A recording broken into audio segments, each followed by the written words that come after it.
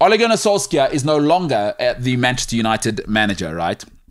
But before we get into that, let me just tell you something that I've learned in my life where I've made enormous mistakes, particularly in my late teens and 20s. It was just packed with, the great Warren Buffett says, mistakes are not the problem, right? What you have to avoid is having disasters. And I had disaster after disaster after disaster. So in my teens, let's just say I was a little dynamic, and it affected my entire 20s because I just kept making, what happened was I made a bad decision, and then I followed that by making another bad decision, and then it sort of snowballs, and you start making terrible decision after terrible decision after terrible decision through a series of unfortunate events, which I caused myself and most people cause themselves.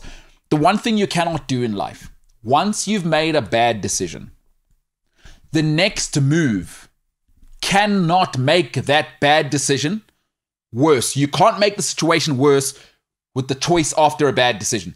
If you marry a bad husband, the worst thing you can do is buy a house with him.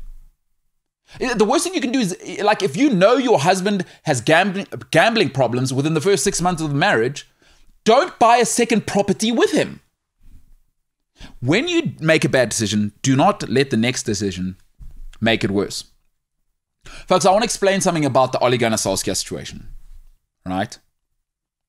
If Jose Mourinho and Louis van Gaal, two of the greatest football managers of all time, couldn't be mediocre at Man United, right? Jose came second and you told him to get out of there. But it was a mess. It was a shambles from the beginning. What you should have known after Jose and Louis van Gaal was that the United situation is a disaster. Getting Ole Gunnar Solskjaer was a disaster in the